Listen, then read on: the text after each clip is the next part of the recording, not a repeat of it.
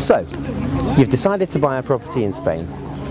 You may have found a few interesting houses on the internet, and you may have spoken with 2 or 3 estate agents about coming over to Spain to have a look at the properties. As we all know, there's no substitute for doing plenty of research before you visit Spain to view potential purchases. But it's equally important to keep an open mind when you arrive. You may find a lot of the estate agents online, but equally you'll find a lot of estate agents in the main streets of the areas which you hope to purchase. They'll have other properties on their books, so without seeing those, you won't be able to get a good enough idea of the state of the market. Many estate agents are very professional, and although all they're interested in is that you buy a property through them, they have integrity and will not sell you something that they know is riddled with hidden problems, whether structural defects or legal irregularities, which may not come to light until some time after you've purchased. Unfortunately, not all estate agents are the same. As a result, and because you'll not know who the good ones are until you've spent some considerable time in the area, it's very important indeed that you don't make any payments to anyone regarding a property that you want to purchase until you're certain that you'd be prepared to complete the purchase if the funds were available and the seller was in a position to sell.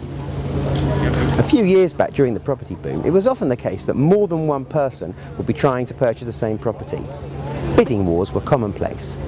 Competition for properties in the market, as it is at the moment, almost only ever occurs where the selling price is very low indeed, way below market price. Strangely, you may find that whichever property you decide to purchase, you'll be told that someone else is interested in it. It's a strategy employed by lots of estate agents to encourage prospective buyers to pay a reserve deposit.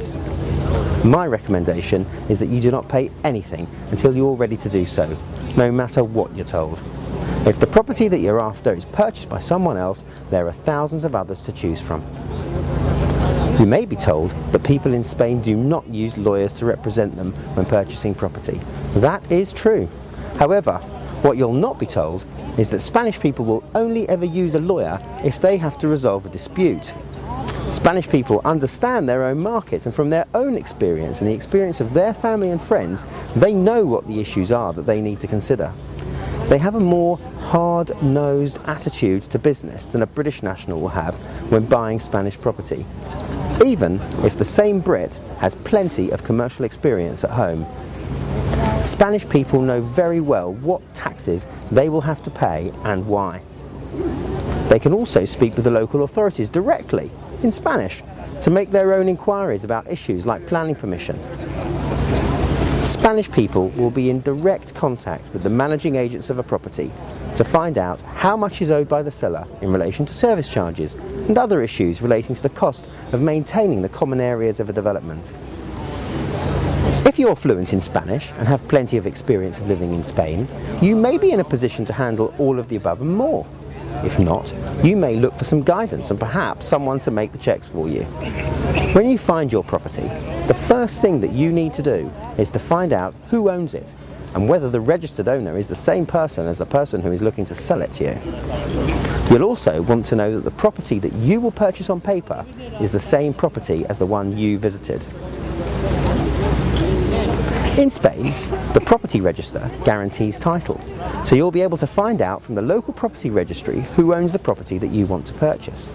However, there's no filed plan on the property register, so that the location of the property is only defined by the neighbouring plots, so that to the east is Paco Garcia's house, to the south is Pedro Gonzalez's house, and so on. To see a plan, you need to obtain a document from the Catastro, which is a property register maintained by the Spanish equivalent of HMRC and used as a basis for taxation. In order to find out whether the property was built lawfully, you can apply directly to the local town hall for information. If the property is an apartment forming part of a block of 15 apartments that were built, say, 20 years ago, it's very unlikely indeed that there will be any problem with planning. If, on the other hand, you want to purchase a house in the countryside with a sweeping driveway, a pool and a tennis court, but where your nearest neighbour is 500 metres away or more, it's very possible that planning permission was not obtained before the property was built or extended. So, supposing that you know who owns the property, that they're either the person who's going to receive your deposit payment, or you've seen a document showing you that the seller has authorised someone to receive the deposit payment, that there are no planning issues with the property, that there are no problems with the supply of utilities to the property, that there are no charges on the register that will be difficult to remove when you sell the property, and that there are no issues with the payment of service charges, you may be in a position to pay a deposit, but only once you've negotiated a written agreement that sets out the basis on which you'll be completing the purchase, when the latest date for completion will be, and what will happen if either you or the seller is unable to complete the purchase. You should only be paying a deposit, even a small one of say €2,000, if everything else has been agreed beforehand and is set out in written form and signed by you and the seller or the seller's agent. The bottom line is that the time to take advice is before you leave for Spain, not once you've agreed to purchase a particular property. Surprisingly, a lot of people who'd be extremely cautious at home throw caution to the wind once they see a bit of blue sky and get the sand beneath their toes. Spain is different, but not that different. I'm Jonathan Eshkeri, Eshkeri & Solicitors in Spain.